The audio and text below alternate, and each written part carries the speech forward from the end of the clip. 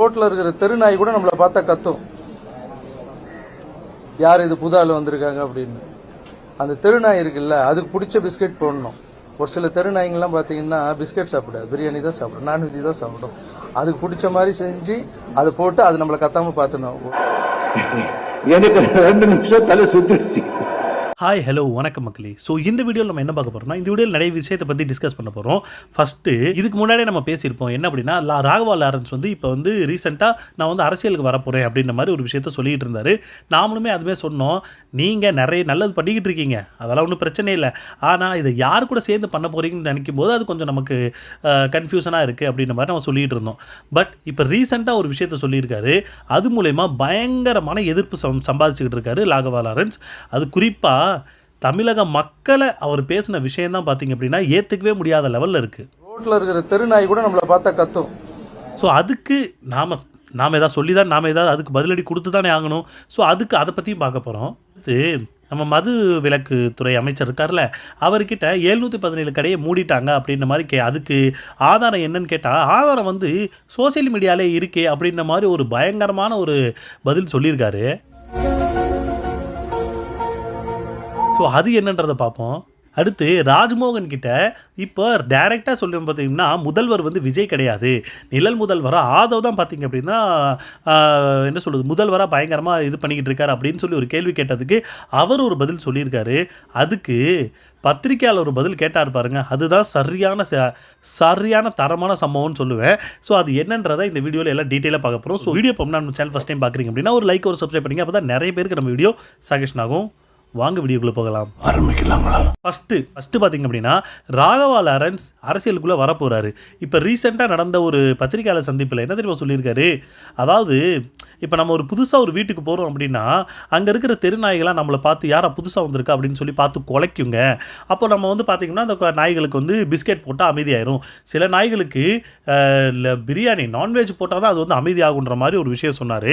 ரோட்டில் இருக்கிற தெருநாய் கூட நம்மளை பார்த்தா கத்தும்,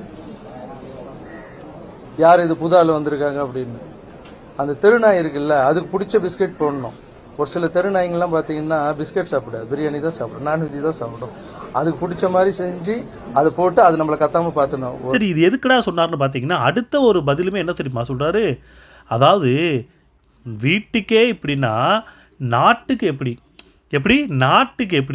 நாடில் இருக்கிறது யார், நீங்கள் ஆள வரீங்க அப்படின்னா, அதாவது நீங்கள் ஆள வரீங்க, நீங்கள் மனுஷங்க, ஓட்டு போட்ட வந்து மக்கள் எல்லாரும் பார்த்தீங்க அப்படின்னா தெருநாய்ங்க, அப்படி தானே.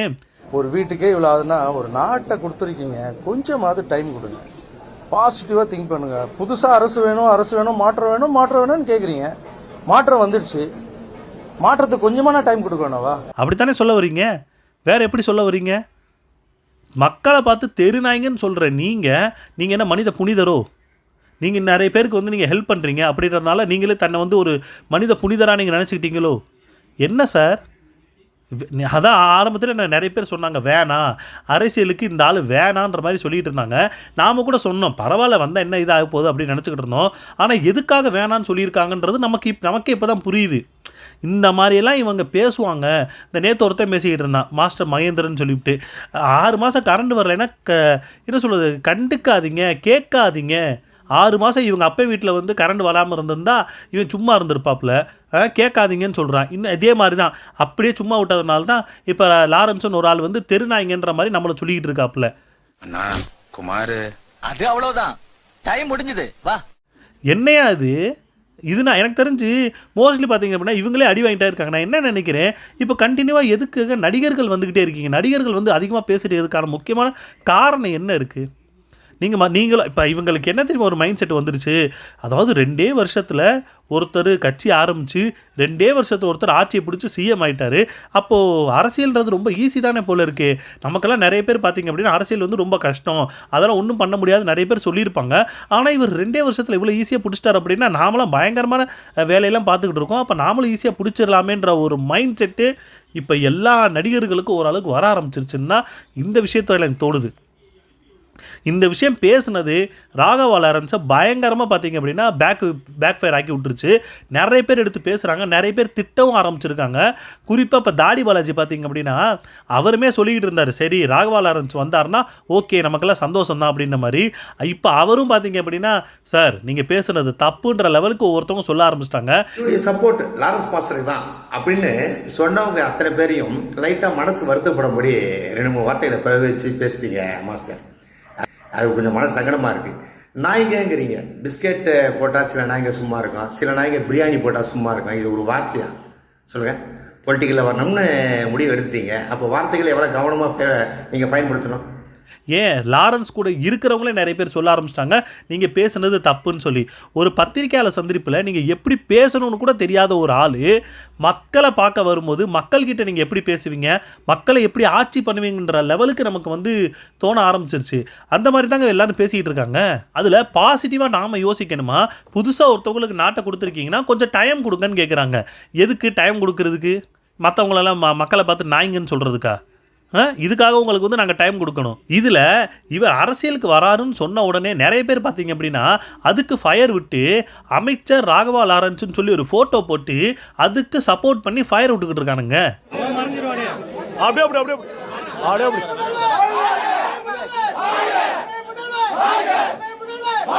ஏண்டா உங்களையும் சேர்த்து தான் அந்த ஆளு தெருநாய்ங்கன்னு சொல்லியிருக்காப்புல. ஓட்டு போடக்கூடிய நீங்கள் தெருநாய்களா? சரிப்பா, ஓட்டு போகிறவங்களை கேட்கல, கேள்வி கேட்குறவங்க தெருநாய்களா?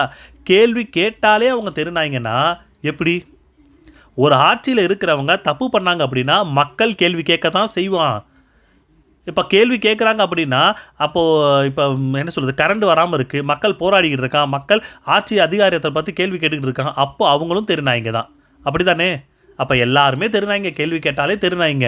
என்னங்க எனக்கு ஒண்ணுமே புரியல. அதுதானப்பா எனக்கும் புரியல. சத்தியமாக சொல்கிறேன், இது எங்கே போய் முடிக்க போகிறானுங்கன்னு தெரிலைங்க. மூடப்பட்ட 717 கடைகள் பற்றி நீங்கள் என்ன, அதாவது அது எங்களுக்கு எதுவுமே தெரிலையே சார், மூடப்பட்டுச்சுன்னு சொல்கிறாங்க, ஆனால் மூடாத மாதிரி இருக்கே, எல்லாமே திறந்து தானே இருக்குது அப்படின்ற மாதிரி பத்திரிகையாளர் கேட்டதுக்கு அங்கே இருக்கிற மதுவிலக்குத்துறை அமைச்சர் என்ன தெரியுமா சொல்கிறாரு, அதாவது 717 கடைகள் மூடிட்டாங்க, ஆனால் அதுக்கான லிஸ்ட்டு அதுக்கான எல்லா ப்ரூஃபும் பார்த்தீங்க அப்படின்னா சோசியல் மீடியாவில் வந்துருச்சு, மீடியாவில் வந்துருச்சு. அப்புறம் இன்னொன்று, அந்த 717 கடை க்ளோஸ் ஆயிடுச்சா, எங்க லிஸ்ட் நிறைய பேர் கேட்குறாங்க. இது நிறைய அந்த எதிர்க்கட்சிகள் இதுக்குள்ள அப்படியே ஒரு ப்ளே பண்ணி பார்க்குறாங்க. அந்த 717 கடைக்கான அந்த கடை எண்களோட சமூக வலைதளங்களில் எப்போவோ வந்துருச்சு. அது பல மீடியாக்கள்லையும் வந்துருச்சு, சோசியல் மீடியாவில் வந்துருச்சு, மீடியாவில் வந்துருச்சு. நீங்கள் கொடுத்தீங்களா கொடுக்கலையான்றது தான் கேள்வியே. இவர் கையிலேருந்து மோஸ்ட்லி யோசிச்சு பாருங்களே, இப்போ இவர் சோசியல் மீடியாவில் வந்தது சரி உண்மைதான் அப்படின்னு சொன்னாங்க அப்படின்னா சோசியல் மீடியாவில் எவ்வளவோ விஷயங்கள் வருது, அது எல்லாமே உண்மைதானா? சோசியல் மீடியாவில் இதுவும் தான் வருது. நீங்கள் 717 கடையை மூடுறேன்ற பேரில் ஏற்கனவே இருந்த கடையை பார்த்தீங்க அப்படின்னா டெவலப் தான் பண்ணியிருக்கீங்க, அதுக்கு எதிர்த்தாப்புலே பார்த்தீங்க அப்படின்னா ப்ரைவேட் பாரை ஸ்டார்ட் பண்ணி விட்டீங்கன்ற மாதிரி நிறைய பேர் சொல்லிகிட்டு இருக்காங்க. அப்போ அதுவும் உண்மையாக தானே இருக்கணும். மாதிரிலாம் வேணாப்பா, காது குத்திட்டாங்கப்பா, பாருப்பா. சோசியல் மீடியாவில் வந்துருச்சுல அப்படின்றது எப்படிங்க ப்ரூஃப் எடுத்துக்க முடியும்? சோசியல் மீடியா அது ப்ரூஃபா? நீங்கள் தான் அதை ரிலீஸ் பண்ணணும். இந்த பாருங்கள், இத்தனை கடைகளை நாங்கள் மூடி இருக்கோம், அதுக்கு இதுதான் ப்ரூஃப்னு சொல்லி அந்த ப்ரூஃபை நீங்கள் தான் காட்டணும். அப்போ அந்த ப்ரூஃபை காட்ட முடியல, சோசியல் மீடியாவில் வந்துருச்சு. சோசியல் மீடியாவுக்குள்ளே இருந்தவங்க எல்லாம் தூக்கிட்டு அரசியலில் போட்டால் அப்போ அவங்க அதைத்தானே சொல்ல செய்வாங்க.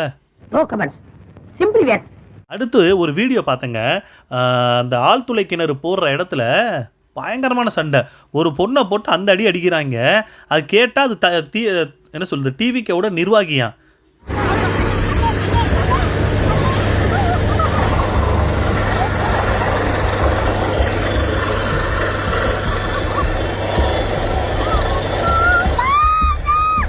எனக்கு தெரிஞ்ச டிவிக்கு ஒரு நிர்வாகியா என்னன்றது தெரில. ஆனால் ஒரு பொண்ணுக்கு ஒரு பிரச்சனை நடந்துச்சு அப்படின்னா அதை கண்டிப்பாக கேட்டு தானே ஆகணும். பெண்களுக்காக பாதுகாப்புக்காக வர்றேன்னு சொல்லக்கூடிய தாவேக அரசு அவங்களோட நிர்வாகிகளை இந்த மாதிரி வேலையெல்லாம் பார்த்துக்கிட்டே இருந்தாங்க அப்படின்னா இதுக்கு முன்னாடி எவ்வளவோ பிரச்சனை நடந்துச்சு, எத்தனையோ பாலியல் குற்றங்கள் முழுக்க பார்த்தீங்க அப்படின்னா தாவேக்காரங்க சம்மந்தப்படாமல் இருக்கவே மாட்டேங்குது. இப்பயும் பார்த்தீங்க அப்படின்னா இந்த இடத்துல ஒரு பொண்ணை போட்டு இந்த அடி அடிக்கிறானுங்க. இப்போ சிங்கப்பெண் அதிரடிப்படை என்ன பண்ண போகுதுன்னு தெரில. அதுக்கு மேல உங்க இஷ்டம், நம்ம என்ன பண்ண முடியும்? அடுத்து நேற்று மகேந்திரன், மாஸ்டர் மகேந்திரன் சொல்லக்கூடிய அவனுக்கு நான் ஒரு வீடியோ போட்டிருந்தேன், மேபி நிறைய பேர் பார்த்துருப்பீங்க. அந்த ஆள் திமுக ஆட்சியில் என்ன சொல்லி வச்சுருக்கான்னு பாருங்கள், டிவிக்கு ஆட்சியிலையும் என்ன சொல்லியிருக்கான்னு பாருங்கள். டிவிக்கு ஆட்சியோட நேற்று பார்த்துருப்பீங்க.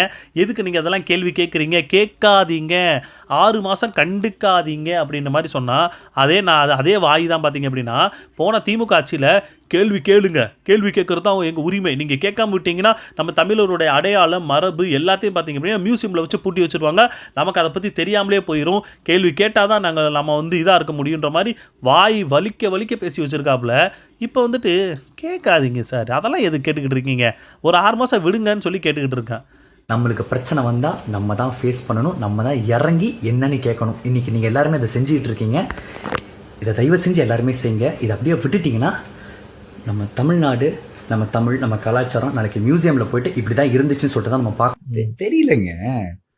என்னங்க இப்போ அவர் நீங்கள் கேள்வி கேட்டு மட்டும் உங்களுக்கு என்ன கரண்ட் வந்துடுவாங்க போகுது? அவர் மைக்கு முன்னாடி வச்சுட்டு ஏன் இப்படி நடந்துச்சு அப்படின்னா கரண்ட் ஆன் ஆகிடுமா உங்கள் வீட்டில்? ஆகாதுல்ல. ஏன் கேட்குறீங்க? அப்புறம் ஏன் ஒருத்தனை சும்மா கேள்வி கேட்கறதே ஒரு மோட்டிவா? ஏன் இன்னும் எவ்வளோ வருஷம் கேள்வி கேட்பீங்க? அது வேற வாயி, இது நார வாயி. இது வேற வாய், அது நாரவாயின்ற மாதிரி இருக்குது. அடுத்து நம்ம அறநிலைத்துறையோட அமைச்சர் யார், நம்ம ரமேஷ் அவர்கள் யார் அதை குறி வச்சு பேசியிருக்காரு அப்படின்னா நம்ம சீமான் அண்ணனை பார்த்தீங்க அப்படின்னா குறி வச்சு பேசியிருக்காப்புல. என்ன சொல்லியிருக்காருன்னா அது நம்ம அண்ணன் பேசினது தான். ஏதாவது அறநிலைத்துறை அமைச்சர்னு ஒருத்தர் இருக்காப்புல, அவர் பேசிக்கிட்டு இருக்காரு, எதிர்க்கட்சியே இல்லாத ஒரு தமிழகத்தை உருவாக்குவோம் அப்படின்ற மாதிரி. இதுதான் சரியான ஜனநாயகமானு சொல்லி சீமான் அண்ணன் பேசியிருப்பார். இப்போ ரீசெண்டாக இதுலனா நம்ம அந்த தேனிசை செல்லப்பாவோட அந்த ஒரு ஃபங்க்ஷனில் தான் அந்த விஷயத்தை அண்ணன் அதை பேசியிருப்பார். குறிப்பாக ரமேஷை பற்றி பேசியிருப்பார், இந்த அறநிலைத்துறை அமைச்சராக இருக்கக்கூடிய. இப்போ அதுக்கு பதிலடி கொடுக்குற விதமாக இவர் பேசிக்கிட்டு இருக்காரு. என்ன அப்படின்னா எதிர்க்கட்சியே இல்லாத தமிழகம் அமைப்பேன்னு சொன்னதுக்கு நிறைய பேர் கோவப்படுறாங்க, அதாவது இதெல்லாம் ஜனநாயக தன்மையா அப்படி இப்படின்னு கேட்டுக்கிட்டு இருக்காங்க. நான் ஒரு கேள்வி கேட்குறேனே, 234 தொகுதியிலே நாங்கள் தான் ஜெயிப்போம்னு நாங்கள் தான் ஜெயிப்போம்னு சொன்னோம், அதுக்கும் அர்த்தம் அதுதானே. நான் கடந்த மேடையில் தலைவர் முன்னாடி சொன்னேன், எதிர்க்கட்சியே இல்லாத சட்டமன்றத்தை உருவாக்கும் வருங்காலத்துலன்னு. உடனே பாதி பேருக்கு கோபம் வந்துருச்சு. அது எப்படி சொல்ல முடியும், அது ஜனநாயகமா அப்படின்னு. 234 தொகுதியும் நாங்க தான் ஜெயிப்போம்னு சொல்லும்போது அதுக்கு என்ன அர்த்தம்? 234 தொகுதியும் நாங்க தான் ஜெயிப்போம், அப்ப எதிரில் வேற கட்சி இருக்க மாட்டாங்கன்னு அர்த்தம் சட்டமன்றம். அதுக்கும் அர்த்தம் அதுதானே. அப்போ இதை கொஞ்சம் மாத்தி சொன்னதுக்கு அப்படியே கோவப்படுறாங்கன்னு சொல்லி நான் என்ன கேட்குறேன், மாத்தி சொன்னதுக்கு நீ கோவப்பட்டாங்களா? 234 தொகுதியில் அப்போ ஜெயிக்க முடிஞ்சிருந்தா 234 தொகுதியில் ஜெயிச்சுட்டு நீங்கள் பேசியிருக்கணும்ல. எதிர்க்கட்சியே இல்லாத தமிழகம்னா இப்போயாச்சும் நிறைய பேர் கேள்வி கேட்டுக்கிட்டு இருக்காங்க. எப்படி இப்போயாச்சும் எல்லா இடத்துலையும் இந்த எதிர்க்கட்சி சேர்ந்து நீங்கள் பண்ணக்கூடிய தப்புக்களை கேள்வி கேட்டுக்கிட்டு இருக்காங்க. கேள்வி கேட்கணும். எதிர்க்கட்சின்னு ஒன்று இருந்தால் மட்டும்தான் ஆளுங்கட்சி சிறப்பாக செயல்பட முடியும். ஏன் சொல்கிறேன் அப்படின்னா ஆளுங்கட்சி பண்ணக்கூடிய தப்புக்களை எடுத்து சொல்லும் போது தான் ஆளுங்கட்சிக்கு நம்ம இப்படி ஒரு தப்பு பண்ணுறோமான்ற ஒரு மைண்ட் செட்டாவது வரும். அப்போது நீங்கள் சப்போஸ் ஏதாவது தப்பாக பண்ணீங்க அப்படின்னா அதை பண்ண விடாமல் பண்ணுறதுக்கு அவங்களுக்கு அதிகாரம் இருக்குது. அப்போ நீங்கள் என்ன வேணால் இஷ்டத்துக்கு பண்ணலாம், என்னத்துக்கு வேணால் கையெழுத்து போடலாம், எதுக்கு வேணால் நீங்கள் ஒப்புதல் கொடுக்கலாம், என் மக்களை பற்றி கண்டுக்கவே வேணாம். ஏன்னா 234 தொகுதியிலையும் எதிர்க்கட்சி இல்லாத ஒரு தமிழத்தை அமைக்கணும்னு நீங்கள் சொல்லிகிட்டு இருக்கீங்க. அப்போது இஷ்டத்துக்கு உங்களோட விளையாட்டு தான் விளையாடும்.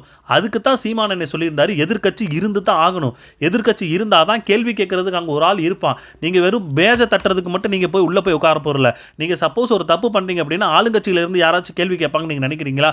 எவனும் கேட்க மாட்டான், எதிர்க்கட்சியாக இருக்கிறவன் மட்டும்தான் கேள்வி கேட்பான். இதைத்தான் அண்ணன் சொல்லியிருந்தாரு. இது தெரியாத இந்த அமைச்சர் 234 நாளும் அப்படி தானே அர்த்தம்லாம் எங்களுக்கு ஒரு இதுவும் கிடையாது, எதிர்க்கட்சி இருந்தால் தான் நீங்கள் சரியாக செயல்படுவீங்க, எதிர்க்கட்சி இருக்கும்போதே இவ்வளோ தப்பு, எதிர்க்கட்சி இல்லைன்னா அவ்வளோதான் கிளுகிளுன்னு நல்லா தான் இருக்குன்ற மாதிரி தான் சொல்லணும்னு தோணுது. அடுத்து தாவேக்கா பண்ண ஒரு செம கூத்து பாருங்களேன். அதாவது ஏற்கனவே இருந்த ஆட்சியில் கொடுத்த ஸ்கூட்டருக்கு, அதாவது மாற்றுத்திறனாளிக்கு கொடுத்த ஸ்கூட்டரில் இப்போ இவங்க தாவேக்கா அதில் ஒரு ஸ்டிக்கர் ஒட்டி இவங்க கொடுக்குற மாதிரி ஒரு பில்டப் பண்ணி ஏதோ ஒன்று பண்ணிக்கிட்டு இருந்தாங்க. அப்படி பண்ணிக்கிட்டு இருக்கும்போது அங்கேருந்து ஒருத்தர் கேட்டு சொல்லிட்டாரு, ஏங்க இதில் அசிங்கமா இல்லை, ஏங்க எது ஏற்கனவே கொடுத்த ஆட்சியில் அதே வண்டியை மறுபடியும் கொண்டு அதில் ஒரு ஸ்டிக்கர் ஒட்டி மறுபடியும் நீங்கள் கொடுக்குற மாதிரி கொடுத்துக்கிட்டு இருக்கீங்களே, இதெல்லாம் உங்களுக்கு அசிங்கமா இல்லையான்னு சொல்லி கேள்வி கேட்டு விட்டாரு. அதே பயனாளி கூட்டிட்டு மறுபடியும் ஸ்டிக்கர் ஒட்டி அதே ஆளுகிட்ட கொடுத்துருக்கீங்களே, எப்படி? இல்லை அது இப்போ நீங்கள் சொல்லியிருக்கிறீங்க, அதை நான் என்னன்னு செக் பண்ணுறேன். அது என்னன்னு செக் மார்ச் மாசமே கொடுக்கப்பட்டிருந்தது. அதே பயனாளியே மறுபடியும் நான் அதான் நான் செக் பண்ண சொல்கிறேன். தரமான கேள்வி. அதுக்கு அவர் என்ன சொல்கிறதுன்னு தெரில. நாங்கள் அது விசாரிக்கிறோம், அதை பற்றி என்னன்றதை இது பண்ணி சொல்கிறோம் அப்படின்னு சொல்லி அதைத்தான் அவர் கேட்டு கிழிச்சு விட்டார். இன்னும் என்ன தெரியுங்க கேட்டு கேட்கலாம. அடுத்து ராஜ்மோகன் கிட்ட பயங்கரமான ஒரு கேள்வி கேட்டிருக்காங்க பத்திரிகையாளர். இப்போ தான் தெரியுது எதுக்காக தாவேக்காரங்க பத்திரிகையாளர் பார்த்தாலே தெரிச்சு ஓடுறாங்கன்னு சொல்லி. ராஜ்மோகன் பார்த்தீங்க அப்படின்னா ஓரளவு நல்லா தமிழுக்கு பேசக்கூடிய ஆள், டக்குன்னு கேட்கக்கூடிய கேள்விகளுக்கு பதில் சொல்லக்கூடிய ஆள். அவருக்கே இந்த நிலைமையா அப்படின்ற மாதிரி தான் யோசிக்க தோணுது. என்ன கேள்வி அப்படின்னா, ஆதவ் பார்த்தீங்க அப்படின்னா ஆதவ் அர்ஜுனா தான் இப்போ ரியலான முதல்வர். விஜய் அந்த அளவுக்கு ரியலான முதல்வர் கிடையாது, அவர் சும்மா தான் அப்படின்ற மாதிரி ஒரு பேச்சு போயிட்டுருக்கே அப்படின்ற மாதிரி ஒரு கேள்வி கேட்டதுக்கு நிறைய பேர் நிறைய விஷயம் சொல்லுவாங்கங்க. ஆதவ் வந்ததுக்கப்புறம் விளையாட்டுத்துறையில் இப்படியா இருக்குது, அந்த துறையில் இப்படியா இருக்குது, இங்கிட்டு இப்படியா இருக்குது, அங்கிட்ட அப்படியா இருக்குன்னு சொல்லி பயங்கரமான புகழாரம். இருக்கக்கூடிய அமைச்சர்கள், முதலமைச்சர் உட்பட ஆதவ அர்ஜுனா கீழே தான் ஆதவ அர்ஜுனா அனைத்து செயல்பாடுகளும் சொல்லப்படுகிறது. இன்னும் சொல்லப்போனா அமைச்சர் தான் சொல்றாங்க. ஆஹா சூனா போனா ஒவ்வொருத்தர் இருக்க வேகத்தை பார்த்தோம்னா அவன் அருமை வறுமைக்கு ஆபத்து வந்துடும் போல் இருக்கடா. ரொம்ப கவனமா டீல் பண்ணி ஆட்டத்தை கலைச்சிடுறாசா. பஞ்சாயத்து நடக்கட்டா. யாரா இருந்தாலும் தைரியமா சொல்ல பாருங்க. எங்களுடைய தலைமை மக்கள் மட்டும் தான், எங்களுடைய தலைவர் மட்டும் தான். ஏண்டா தயங்குற, தைரியமா சொல்றான். அன்பு சகோதரர் ஆதவ அர்ஜுனா அவர்கள் ஒரு ஆற்றல் மிக்க அமைச்சர். வந்த உடனே பிடபிள்யூடியில யாரும் கான்ட்ராக்டரை கூப்பிட்டு கமிஷன் தராதீங்கன்னு சொன்ன ஒரு அமைச்சர். விளையாட்டு மைதானங்களை மேம்படுத்தி தருவதற்காக என்ன வேணா பண்றேன்னு சொன்ன அமைச்சர். எஸ்டிஏடில இருந்த பாலிடிக்ஸ் எல்லாம் ஒழித்த அமைச்சர். எந்த இடத்துலயும் யாரும் காசு கொடுக்க கூடாதுன்னு லஞ்ச லாவணியத்தை வெளிப்படையாக உடைத்த ஒரு அமைச்சர். எப்போதும் தன் நெஞ்சிற்கு தோன்றியதை துணிச்சலாக சொல்லக்கூடிய ஒரு அமைச்சர். இவர் வந்த பிறகு இந்த தமிழ்நாட்டில் பல்வேறு மாற்றங்கள் நடந்திருக்கு. இதெல்லாம் பொறுத்துக் கொள்ள முடியாம அவரை சிறுமைப்படுத்துறது கோத்துறதுன்னு சொல்லுவாங்க. ஆதவ் அர்ஜுனாவை பார்த்தீங்க அப்படின்னா அப்படியே தங்க தாம்பலத்தில் தாங்குறாரு யாரு, ராஜ்மோகன். அந்த அளவுக்கு தாங்கி பேசிக்கிட்டு இருக்காரு ராஜ்மோகன். இந்த அளவுக்கு பேசினதுக்கு தான் அங்கிட்ட இருந்து பத்திரிகையில் இறந்தவங்க சொன்னாங்க, இந்த அளவுக்கு ஆதவ் அர்ஜுனாவுக்கு நீங்கள் புகழாரம் பாடுறீங்களே, அதுக்கு சிஎம்முக்கும் நீங்கள் புகழாரம் பாடுங்க அப்படின்ற மாதிரி ஒரு கேள்வி கேட்டாங்க பாருங்க. முதலமைச்சர் ஆதவ அர்ஜுனாவுக்கு இவ்வளவு புகழாரம் பாடுறீங்களே, இவ்வளவு முதலமைச்சருக்கு ஏதாவது 10 புகழாரம் பாடுங்க. எனக்கு ஓ மேலதான் ஒரு சந்தேகம். ஏன் மேலையா பெருசு? இந்த பஞ்சாயத்தை கலைக்கப்பட்ட பாடு எனக்கு தான் தெரியும். அத்தோட முடிஞ்சு போச்சு. ஏன்னா சிஎம்முக்கு என்னத்தை புகழாரன்னு பாடுறது, அவர் என்ன பண்ணாருன்னு அவர் புகழாரம் பாடுவாருன்னு தான் நான் யோசிக்கிறேன். ஏன்னா ஏதாவது பண்ணாதானே அவர் புகழ்வாரம் பாடுவார். எதுவுமே பண்ணாமல் பத்திரிகையாளரும் சந்திக்க மாட்டேங்கிறாரு. ஆதவ் கூட பார்த்தீங்க அப்படின்னா ஓரளவு சந்திச்சாருன்னு கூட வைங்க. நம்ம சிஎம் இப்போ வரைக்குமே சந்திக்கிறது இல்லை. அதுக்கு தான் அவர் ஒரு கேள்வி கேட்டு விட்டார். ராஜ்மோகனால் பதில் சொல்ல முடியல. எது நாகார்ஜுனாவா? அடுத்து ஆதவ அர்ஜுனா ஒரு விஷயம் சொன்னாருங்க. அதிமுக அழிஞ்சிக்கிட்டு இருக்கு அப்படின்ற மாதிரி ஒரு விஷயம் போயிட்டு இருக்கு அப்படின்னு சொல்லி. அதிமுகலாம் அழியவே இல்லைங்க. அது ஆதவ் சொல்கிறது. அதிமுகலாம் அதெல்லாம் அழிகிறது இல்லைங்க. அதாவது எம்ஜிஆரோட கட்சி, அம்மா அவர்களுடைய கட்சி, அதை நாங்கள் அழிய விட்டுற மாட்டோம். இப்போ பார்த்தீங்க அப்படின்னா அதிமுகவும் தாவேக்காவும் ஒன்று அப்படின்ற மாதிரி சொல்லியிருக்காரு. தலைவர் உருவாக்கிய அதிமுக, புரட்சி தலைவர் அவர்களால் வழிநடத்தப்பட்ட அதிமுக கண்டிப்பாக தமிழக வெற்றி கழகம் மூழ்க விடாது. ஏன்னா தமிழக வெற்றி கழகமும் அதிமுகவும் ஒன்று. நாங்களும் அதைத்தானே சொல்கிறோம். அதிமுகவில் இருக்கிற எல்லாரையும் தூக்கி கொண்டு நீங்கள் தாவேக்கால சேர்த்து விட்டீங்க. ஏற்கனவே அதிமுகவில் இருந்தவங்களாம் தான் பிரிஞ்சு வந்தவங்கள தான் நீங்கள் சீட்டு கொடுத்து அமைச்சர் எம்எல்ஏலாம் பயங்கரமாக ஆக்கி விட்ருக்கீங்க. இப்போ நாங்களும் அதை தான் சொல்லுவோம். ஒரு குட்டி அதிமுகவை தான் தாவேக்கா செயல்பட்டுக்கிட்டு இருக்கு. எங்களுக்கும் அதை பற்றி இது ஒன்றும் கிடையவே கிடையாது. ஏன்னா அதிமுகவை ஒழிச்சு தாட்டணும், அதுதான் உங்களுடைய இது. அதனால அதிமுக தான் தாவேக்கா தான் அதிமுகன்ற லெவலுக்கு நீங்கள் போயிட்டுருக்கீங்க. இந்த விஷயத்துக்கு ஒரு எடுத்துக்காட்டாக பார்த்தீங்க அப்படின்னா ஒரு விஷயம் நடந்திருக்கு. ஒரு அம்மா பார்த்தீங்க அப்படின்னா தாவேக்காவோட மேடையில் பேசிக்கிட்டு இருக்காங்க. அப்படி பேசிக்கிட்டு இருக்கும்போது மாண்புமிகு முதல்வர் எடப்பாடின்னு பேசி விட்டாங்க அந்த அம்மா. புரட்சி தலைவி அம்மா அவர்கள் எப்படி பெண்களுக்காக பல்வேறு திட்டங்களை அறிவித்திருந்தார்களோ அதே போன்றுதான் மாண்புமிகு முதல்வர் அண்ணன் எடப்பாடி, மாண்புமிகு முதல்வர் தளபதி அவர்கள் மாண்புமிகு எடப்பாடியா தாவேக்கா மேடையில் நின்றுக்கிட்டு மாண்புமிகு முதல்வர் எடப்பாடின்னு சொல்லிட்டு டக்குன்னு அதை சுதாரிச்சுட்டு மாண்புமிகு முதல்வர் தளபதி அவர்கள் அப்படின்ற மாதிரி. அம்மா இப்போவும் கொஞ்சம் தப்பாக தான் சொல்லிக்க மாதிரி இருக்கு. மாண்புமிகு முதல்வர் விஜய் அவர்கள்னு சொல்லணும். தளபதினா வேற பக்கம் வேற ஒரு தகவல் போயிருக்கோம். ஸோ பார்த்தீங்க அப்படின்னா இப்போ வரைக்குமே அவங்க அதிமுகவோட மைண்ட் செட்டில் தான் இன்னமும் இருக்காங்க. மாண்புமிகு முதல்வர் அப்படின்னு சொல்லும்போதே அவங்க வாயில் எடப்பாடின்னு தான் வருது. இன்னும் வரைக்கும் விஜய்னு வரவே இல்லை. அதாவது இவ்வளோ வருஷம் பயணிச்சுட்டாங்க, இவ்வளோ வருஷம் பயணிச்சுட்டு வந்துக்கிட்டு இருக்காங்க. திடீர்னு தாவேக்கால சேர்ந்த உடனே ஒரு பதட்டமாக இருக்குமா இல்லையா? அதனால தான் அதுதான் ஒரு விஷயம், வேற ஒன்றும் கிடையாது. அதான் நான் அவர் சொன்ன மாதிரி தான், இது ஒரு அதிமுக மாதிரி தான். ஆனால் அதிமுகவில் இருந்த இது ஒரு குட்டி அதிமுக. ஆனால் அதிமுகவில் இருக்கிற நிறைய விஷயங்கள் இதில் கொஞ்சம் சேஞ்சஸாக இருக்குது, அவ்வளோதான், வேற ஒன்றும் கிடையாது. அதாவது எந்த இடத்துல ஊழல் கட்சி அதிமுகன்னு சொன்னாங்களோ இப்போ இவங்களும் அதை தான் சொல்ல வர்றாங்கன்னு நினைக்கிறேன். ஊழல் கட்சி தாவேக்கா அப்படின்ற மாதிரி சொல்ல வர்றாங்க. இன்னும் 2-3 நீங்கள் வந்து சேர்த்துக்கலாம். அடுத்து போதை கலாச்சாரம்ன்றது வந்து ரொம்ப பெருகிருச்சுங்க. குறிப்பாக இந்த ஆட்சியிலையும் போதை கலாச்சாரம்ன்றது வந்து ரொம்ப தலை விரிச்சு ஆடிக்கிட்டு இருக்கு. இஷ்டத்துக்கு நிறைய பேர் முதல்ல என்ன பண்ணுவாங்கன்னா, குடிச்சிட்டு டாஸ்மாகை விட்டு வெளியே வந்தாலே பார்த்தீங்க அப்படின்னா பைக் எடுத்துகிட்டு கிளம்பும்போதே பிடிக்கிறதுக்கு போலீஸ்காரங்க நிறைய பேர் ரெடியாக இருப்பாங்க. ஆனால் இப்போ குடிச்சிட்டு போலீஸ் முன்னாடியே டான்ஸ் ஆடிக்கிட்டு இருந்தாலும் போலீஸால் ஒன்றும் பண்ண முடியல. கேட்டால் தாவேக்காவோட அந்த பேட்சை குத்திக்கிறானுங்க, தாவேக்கா பேனர் பக்கம் போய் நின்றுக்கிறானுங்க. கேட்டால் இது எங்கள் ஆட்சிடா, நாங்கள் அப்படி தான்டா பண்ணுவோம். போலீஸால் ஒன்றுமே பண்ண முடியலை.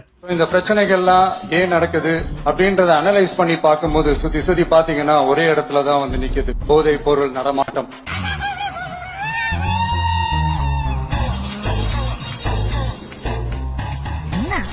இன்னைக்கு போத புடனி வரைக்கும் ஏறுது.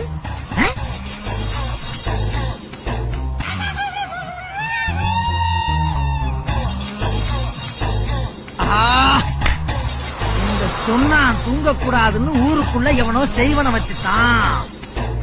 எடுக்கிறேன். போலீஸால ஒண்ணுமே பண்ண முடியல. இதுதான் நம்ம முதல்வர் சொன்னாரு, போதை வந்து கலாச்சாரத்தை வந்து ஒழிக்கணும்னு சொல்லி. முதல்ல போதையை ஒழிங்க சார், அதுக்கப்புறம் போதையினால் ஏற்படக்கூடிய அந்த போதை கலாச்சாரத்தை ஒழிக்கலாம். அடுத்து சீமான் அண்ணன் பார்த்தீங்க அப்படின்னா ரீசெண்டாக தங்கதுரை அவர்களுடைய புதுசாக ஒரு வீடு வந்து கட்டியிருக்காருன்னு மாதிரி ஒரு விஷயத்துக்கு நம்ம அண்ணன் போயிருந்தார்.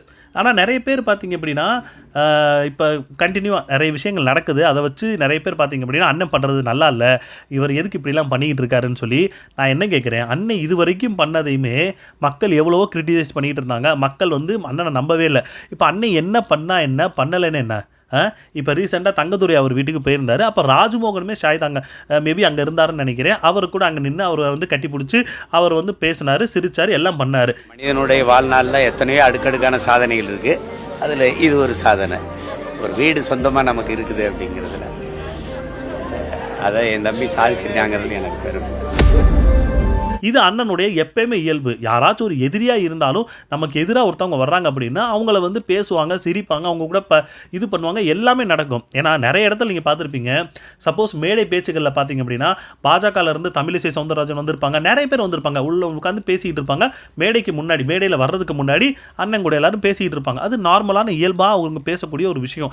அதே மாதிரி தான் இப்போ ராஜ்மோகனும் வந்திருக்காரு. ஏன்னா ராஜ்மோகனுமே பார்த்தீங்க அப்படின்னா ஏற்கனவே நாம் தமிழர் பற்றி நிறைய விஷயங்கள் பற்றி பேசியிருப்பார். நாம் தமிழர் எவ்வளோ போராட்டம் நடத்தியிருக்காங்க அப்படி இப்படின்னு சொல்லி நிறைய விஷயங்கள் பற்றி பேசியிருப்பார். இப்போ தாவேக்காவுக்கு போயிட்டார் அப்படின்னா அது நம்ம ஒன்றும் பிரச்சனை இல்லை. ஆனால் தாவேக்கா, அதாவது இப்போ டைரெக்டாக நம்ம அண்ணன் வந்து சீமான் வந்து ஒருத்தவங்க பார்க்குறாங்க அப்படின்னா அப்படியே கடந்து போயிட மாட்டார். கோவத்தில் நான் வந்து உன்னை என்ன அடிச்சே தீர வேண்டாம் அந்த மாதிரி ஒன்றுமே பண்ண போகிறது கிடையாது. அண்ணன் எப்பயுமே பார்த்தீங்கன்னா அது அவருடைய இயல்பு. இப்போ தங்கதுரை வீட்டுக்கு போயிருக்காரு, சப்போஸ் அந்த இடத்துல வேறு யாரும் வந்திருந்தாலும் அண்ணன் வந்து பேச தான் செஞ்சுருப்பார், பேசாமலாம் அவர் போயிருக்கவே மாட்டார். ஸோ அது அண்ணனோட இயல்பு. அதனால் நிறைய பேர் பார்த்தீங்க அப்படின்னா எதுக்காக அண்ணன் இப்படிலாம் பேசிக்கிட்டு இருக்காரு, நமக்கு அவங்களுக்கு தான் இதாகலை இல்லை. இப்போ சப்போஸ் நிறைய வேறு பிடிக்காதவங்க யாராவது வந்திருந்தாலும் அண்ணனோட இது சுபாகம் வந்து பார்த்தீங்கன்னா இப்படி தான் இருந்திருக்கும். இப்போலாம் கண்டினியூ பார்த்தீங்க அப்படின்னா முதல்ல அண்ணனோட அண்ணனை பார்க்கணும் அப்படின்னா பத்திரிக்கையாளர் சந்திப்பு கண்டிப்பாக நடத்துவார், அதில் பார்க்கலான்னு இருக்கலாம். ஆனால் இப்போ பார்த்தீங்க அப்படின்னா அண்ணன் வேறு மாதிரி ஒரு ரூட்டை வந்து பிடிச்சி போயிட்டுருக்காரோ அப்படின்ற மாதிரி தோணுது. இந்த மாதிரி ஒரு விசேஷத்துக்கு போகிறது, ஒருத்தவங்க வீட்டு இதுக்கு போகிறது, அந்த மாதிரி நிறைய விஷயத்துக்கு போயிட்டு இருக்காரு. ஓகே, இப்படியே இருக்கட்டும் அப்படின்ற மாதிரி தான் சொல்லணும்னு தோணுது. அவ்வளோதாங்க. நீங்கள் என்ன நினைக்கிறீங்க? உங்களுடைய கருத்துக்களை பதிவு பண்ணுங்கள், நான் பார்த்து தெரிஞ்சுக்கிறேன். அடுத்த வீடியோவில் பார்ப்போம். Ta-ta, bye bye.